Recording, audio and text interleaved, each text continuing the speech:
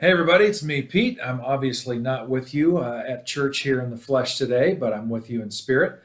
Lynn and I decided to take a little vacay on our way up to our new region's annual meeting, which is going to be in Seattle. So we took off on October 3rd, her birthday, and probably today, when you're seeing this, I think we're in Portland. So just having some fun being together and making our way up and having making some good memories on the way. So I'll be back with you soon enough. But today we continue the God Can't series, and we are in chapter 4 of Tom Ward's great book, which has been very helpful for me. And today we're talking about pain and suffering in life, and how do we wrap our minds around the meaning behind it all? Is there meaning behind it at all? And just remember where we've been so far. So one of the first constructs that he gave us is that God cannot prevent evil single-handedly because God does not have hands, and God is spirit, and God's love is uncontrolling. So God's love does not impose itself on others. So people have free will, and that leads to very good things, but also sometimes very bad things. And then when those bad things happen and causes us pain, God feels that pain with us, comes alongside of us.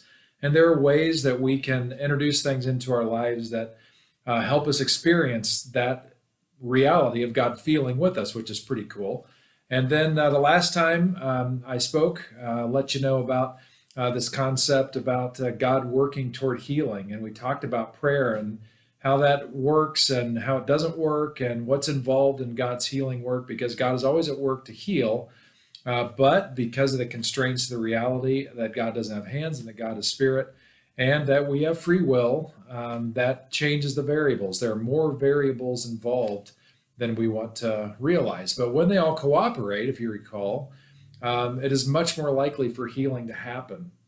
And even if healing doesn't happen on this side of life, we have confidence because of what happened with Jesus and so many others since then that we've experienced, that there's something more to come after this life, that this heaven thing is not just a pipe dream, but it's a reality. And so that kind of gives our foundation for where we're going to today.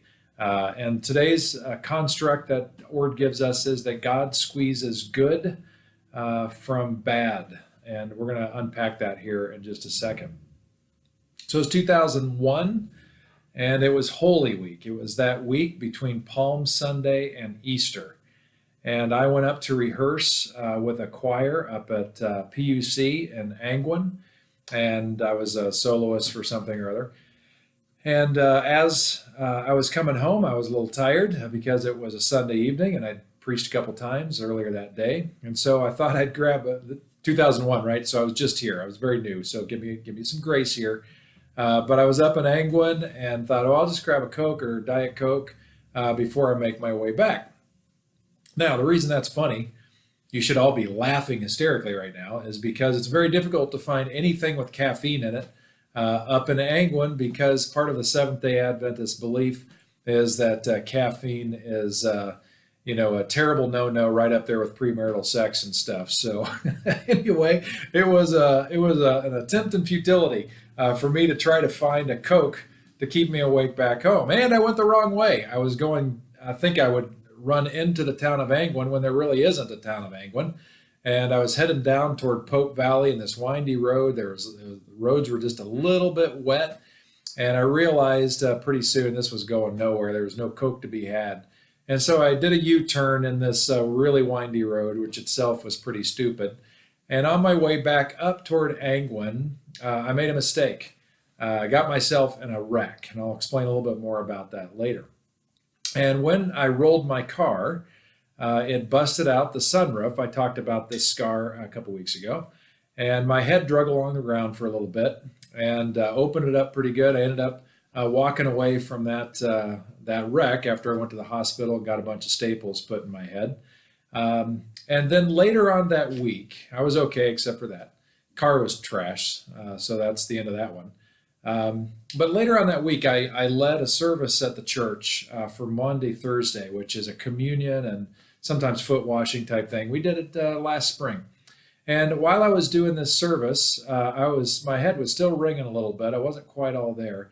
immediately following the service, a very well-meaning Christian person came up to me and with total seriousness said, wow, God must have really been trying to get through to you to cause that wreck. I was thinking, thank you for that wonderfully empathetic statement.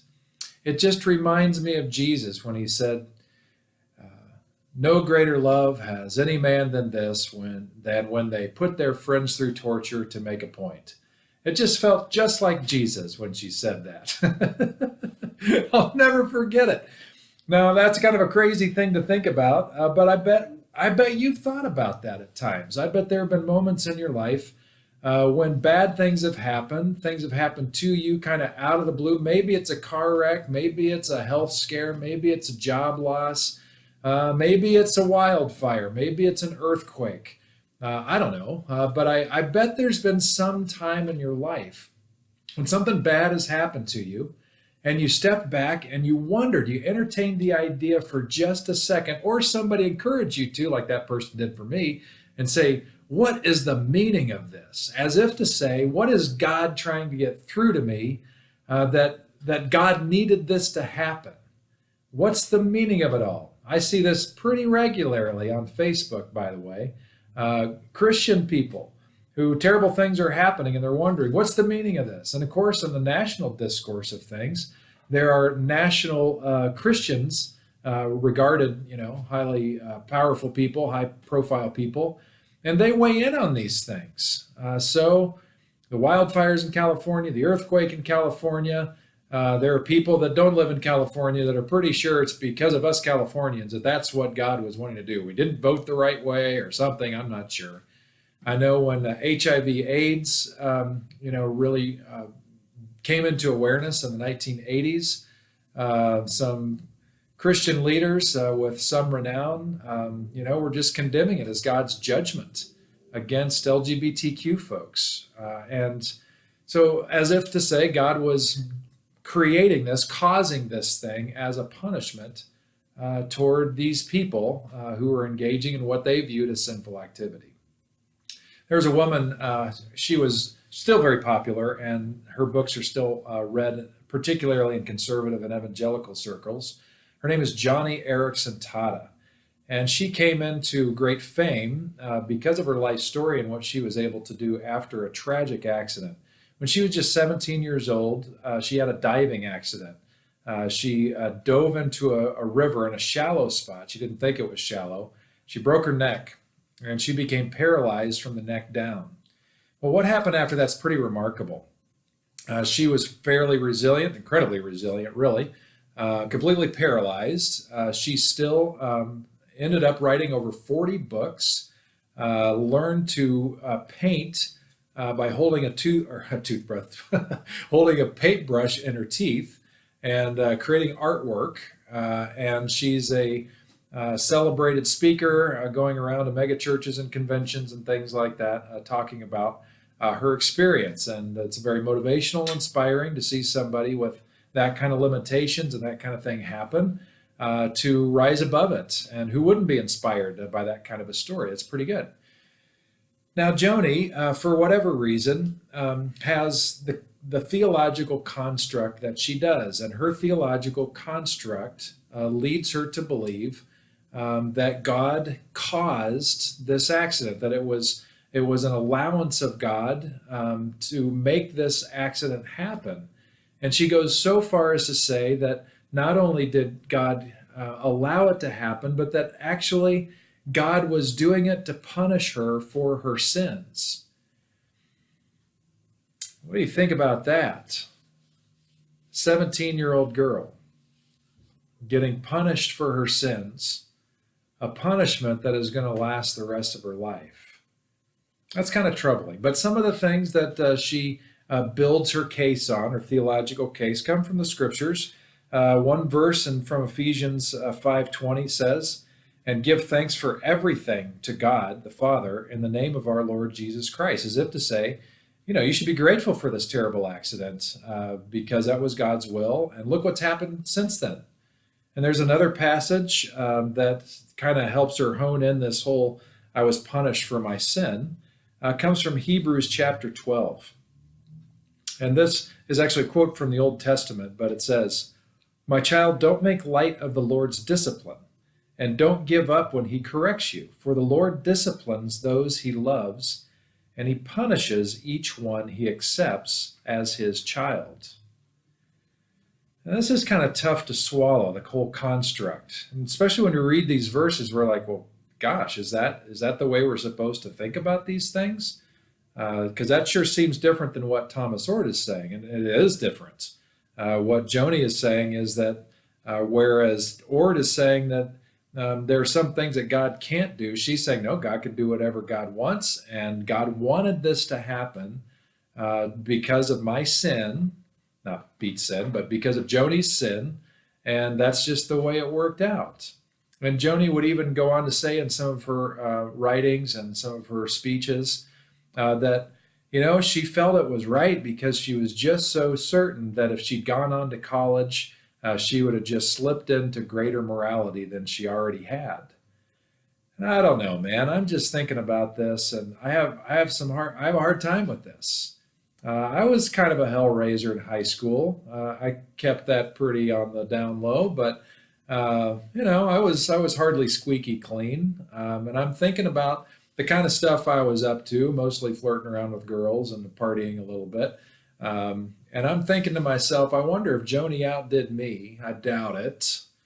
And I'm thinking about my life and thinking, would it be fair punishment for me to be paralyzed the rest of my life because I dated too many girls or drank too much beer?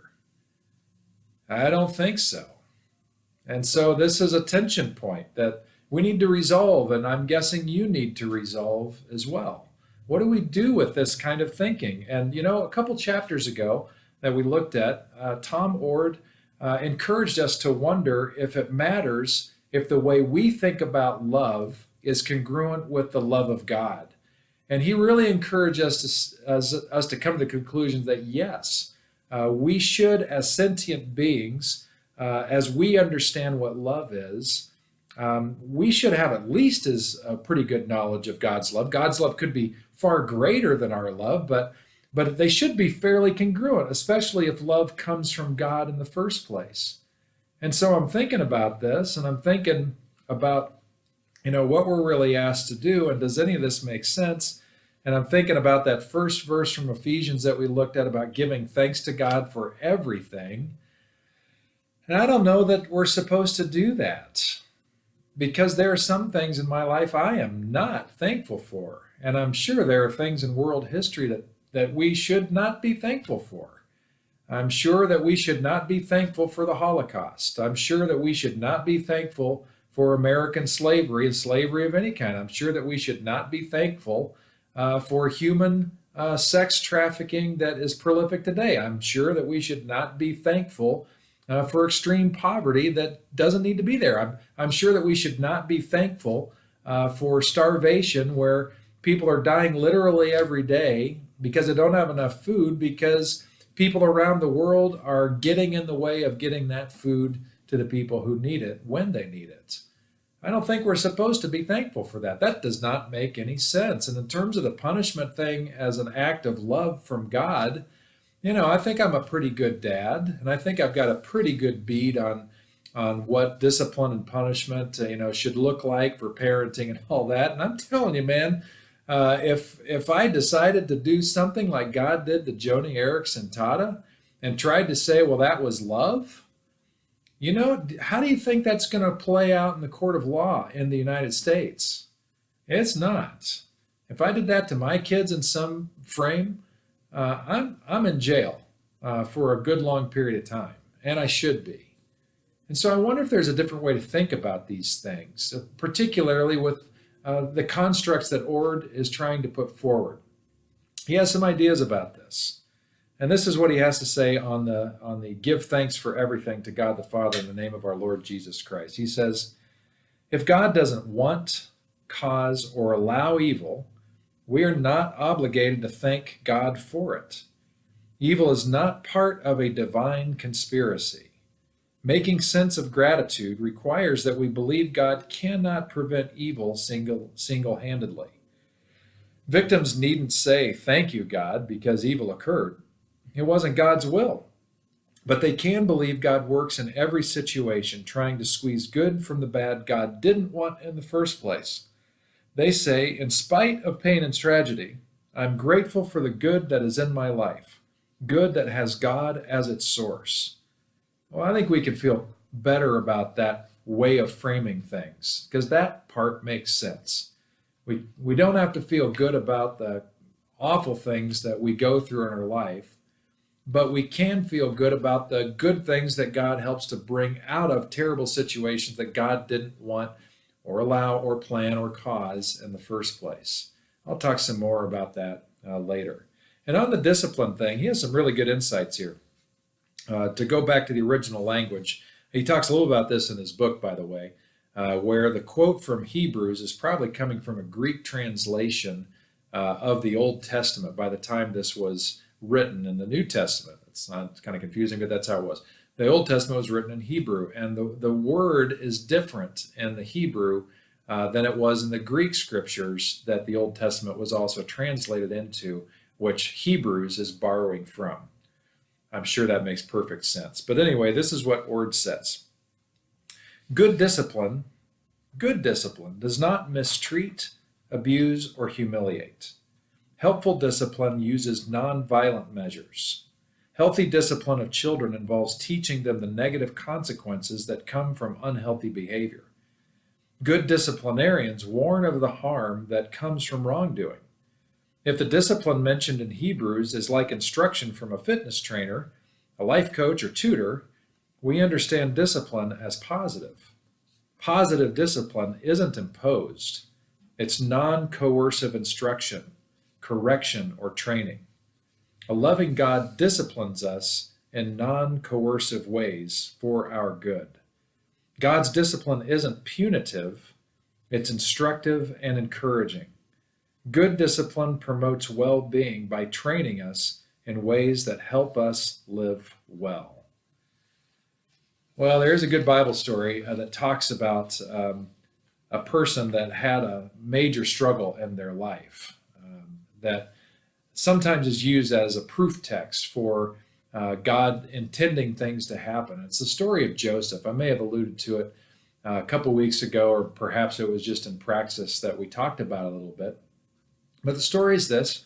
One of the patriarchs of Judaism, Jacob, had 10 sons. And then he had an 11th son, and that 11th son was his favorite. His name was Joseph. And the reason why he was his favorite is because it was from his beloved wife, the one that he loved more than kind of the second fiddle wife that he also had. He had two wives. That's its own story for another day, which is very interesting. But finally, he got this Joseph. And it was not unclear at all to the other brothers that he loved Joseph more than he loved any of the other sons. And most likely Joseph knew this, and it seems to me as I've read this passage in Genesis, the back end of Genesis, that he probably strutted around a little bit and flaunted it a little bit. His dad even gave him this fancy coat. It's called the coat of many colors. And I think that every time he walked around in this thing, I think his brothers were just like, "You got to give me a break, man. This guy is a punk." And they hated him. And they wanted to get rid of him because they were sick of the unfair treatment. So lots of interesting things happen in between this. You could read it for yourself. But the story goes that the brothers sold Joseph into slavery to Egypt. And so he becomes an Egyptian slave, but he's a pretty sharp kid. And so he finds himself in a leadership position, but then he's falsely accused of attempted rape. And since it was an official that this was accused by, he's landed in prison. So he's falsely imprisoned, and prison back then was just terrible. Prison's not good anytime, but it was really awful back then. And it was miserable, but he did the best he could to use his gifts and strength to try to stay positive and do something productive. And he gained some leadership down there while he was in prison, and even had some gifts for interpreting dreams, which he used. He helped a couple guys out. And his thought was that if he helped these guys out, maybe they would help him out if they got released. And so he even told them, hey, remember me when you get out, put in a good word for me so I can get out. And they totally forgot for like a long time. And then finally, circumstances shifted where they remembered that Joseph was a dream interpreter and invited him to interpret one of Pharaoh's dreams. And he got it right. And Pharaoh brought him out and elevated him over time to really being the number 2 guy in charge of Egypt, as the story goes. Well, that was a good thing because Joseph was really wise in his leadership, and he sensed through one of these interpreted dreams that there was a famine coming. So he made sure they stockpiled lots and lots of food to make sure that when that famine came, Egypt would be able to survive, and that they would even be helpful to help other people survive around the world. And that's exactly what happened. So the famine hits, and people from all around the world came to Egypt to get food, including his brothers from Israel. Now, they're expecting their brothers long gone somewhere, who knows where. The last person they expected to see signing off on the checks or whatever was their brother Joseph. They didn't recognize him, but Joseph recognized them. And after a while, Joseph had the big reveal and let them know, hey, this is me. This is the guy that you sold into slavery. And then he calmed them down a little bit because he realized that they were freaking out. Of course they're freaking out. Now the second guy, the second most powerful guy in Egypt, he could do anything he wants. And he's looking at the people that sold him into slavery, a terrible, terrible thing. But this is what he said to them. He told them not to freak out. And he said, you intended to harm me, but God intended it for good, to accomplish what is now being done in the saving of many lives. Now that word intended is very curious, and that's one that gives us some pause to think about. What do we think about that? You intended to harm me, but God intended it for good. Well, Ord has a good insight on this, and he says, a better translation of this passage overcomes this misunderstanding. That translation supports the view that Joseph's brothers wanted him to suffer, but it does not imply his suffering was God's will. This translation says God uses evil to bring about good. You wanted to harm me, but God used it for good, Joseph said to his brothers. God took what God didn't want and squeezed good from it. Did you catch that? God took what God didn't want and squeezed good from it. God brought good from bad, positive from negative, health from hate. In short, God redeemed. And that's really helpful because if we think about what God is actually doing in this story in terms of God's side of this, and we think about, the brass tacks here, what's really involved in Joseph's story, it's not God's activity at all in terms of the bad stuff. You've got anger coming from the brothers. You've got jealousy. Then you've got anger and jealousy and hatred while he's in Egypt. This is just a comedy of horrible sin and errors that all came together. And somehow, because Joseph stayed true to who he was and tried to make the most of this thing, and I think God helped him in that, he prevailed and even thrived. It's quite amazing how resilient he was in the face of such horrible circumstances. And I think that's really helpful for us to look at when we think about what he's saying here, and especially in contrast to some of the things that Joni Eareckson taught, and I'm sure a whole swath of Christianity believes. The Bible doesn't just have one theology. There's lots of theologies in there competing. There may be some major themes that talk about the character and nature of God being loving and graceful and faithful and those kinds of things, and redemptive, like we certainly hope and definitely see reflected in Jesus. But remember, the Bible is 66 books written by a wide variety of people with different theological perspectives. And so when we read the Bible, we need to appreciate that. If we're trying to make it say one thing, we're doing the Bible a disservice. It's not the point. It's not the gift that it is to us. But we can look over time. We can have conversation like they had with themselves, even within the text themselves. We can ask these big questions about what do we really think here? Do we have to agree with part of what some of the authors in the Bible are saying? Because their context isn't our context, and there are some things we know that they didn't know. So do we have to agree with them on everything? And I think the good answer is no, we don't. In fact, the rabbinical tradition was just fine parking some texts to the side that they couldn't really reconcile with what they were growing in their understanding of God to mean. It also means that when you see some really influential leaders in Christianity, be they megachurch pastors that are filling stadiums or whatever, or influential, inspiring speakers like Joni Eareckson Tada.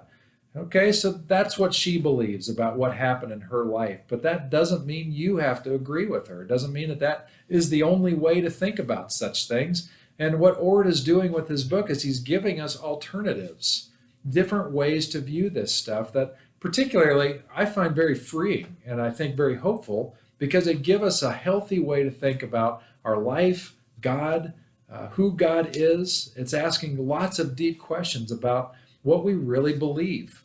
And I find it quite refreshing, actually, that I don't have to settle for things that just don't resonate, don't add up with the way I'm thinking. Some kind of concluding thoughts about this chapter. I'm going to read quite a bit to you here, so fasten your seatbelts. But I think he's got some really powerful things to say here. Then I got a few words for you.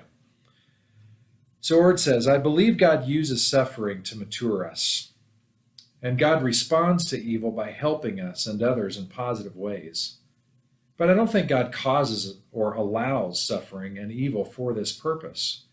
After all, evil doesn't always produce a mature character. Boy, that's a good point. Pain and suffering sometimes bring positive results, but sometimes they don't. Adversity may lead to maturity, but not always. Enduring and persisting can, but don't necessarily, form resiliency. This is a better way to think about God and evil. It stands between, on the one hand, believing God is either uninvolved or doesn't exist, and, on the other hand, believing God causes or permits horrors with some purpose in mind. This better way rejects Joni's view that God punishes. It opposes her view that God allows what he hates or hurts those he loves. It denies that God designs evil with some goal in mind. This better way accounts for the good that sometimes comes after evil by saying God works with creation to wring right from wrong. God does not singly decide whether to protect us from pain and destruction. Instead, there are natural negative consequences to sin, evil, and some accidental events. Some really good stuff. It's on my blog, and I hope you'll reread it to really capture, if you don't have the book, reread those quotes, because he's given you an awful lot of good gold there to look at. You know, the whole idea of God causing different things to happen. I think back to that car wreck that I was in 2001, and that's just one example of, you know, some things that have happened in my life that I might be tempted to wonder why God, you know, is doing this. What's the meaning behind it? And you know what? I don't think God caused that wreck. I think my bad driving caused the wreck. I think a deer ran out in the road and I oversteered to avoid the deer. I should have hit the deer, or just not oversteered anyway and reacted. That's what caused the problem. I went up on an embankment. God did not magically float my car upside down. No, I went up an embankment and I rolled the car. And my head was bleeding, not because God, you know, had a scalpel, but because my sunroof blew open and my head dragged on the pavement. So, you know, for me, I'm not asking the question, you know, what was God's purpose in that? Because I don't think God caused it.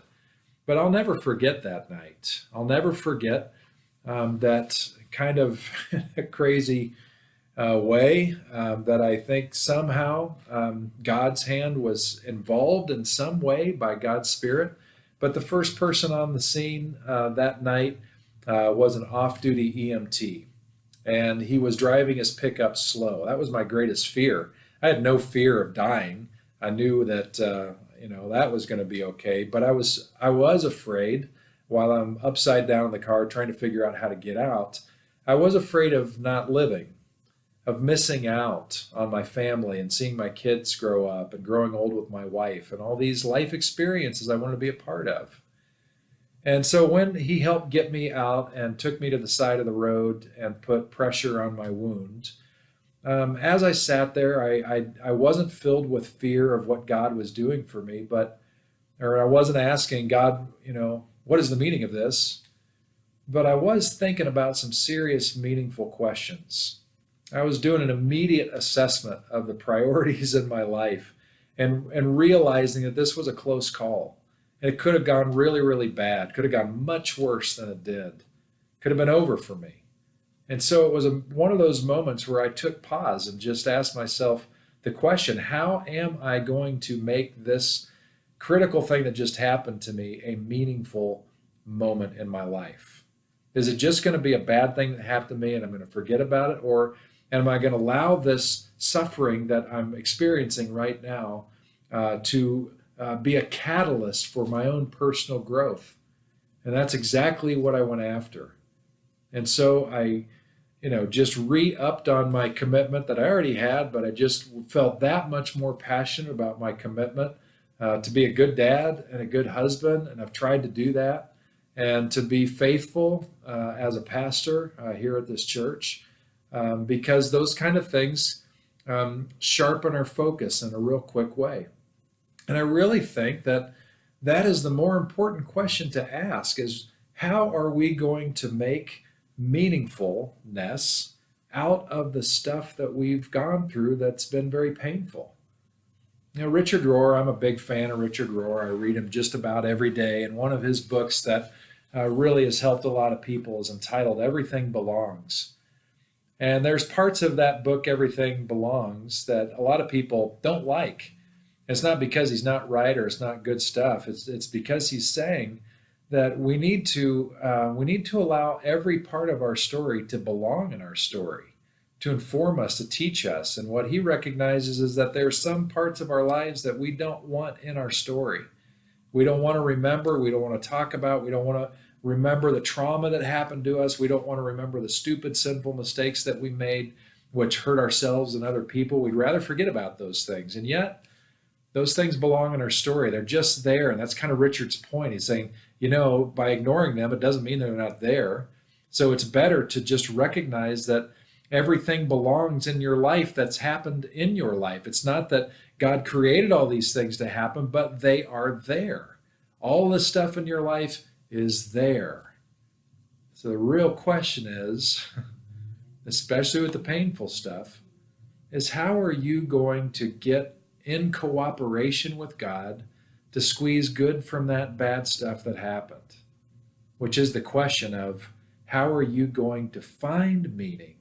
How are you going to make meaningfulness from those experiences that were painful, as well as the good ones, but the painful ones are the ones that we avoid?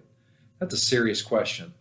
The great news is that I think God joins us in that effort.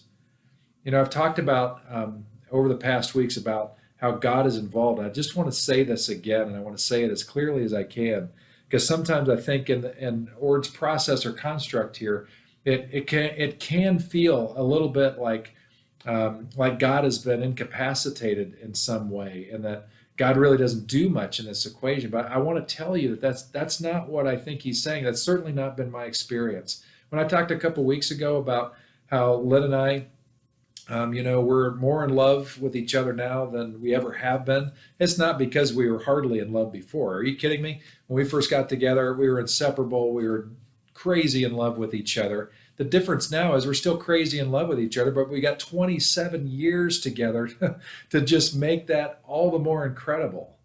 But sometimes when we get into conflict and we have trouble, here's the amazing thing. When she and I, this is just an example of how God can work.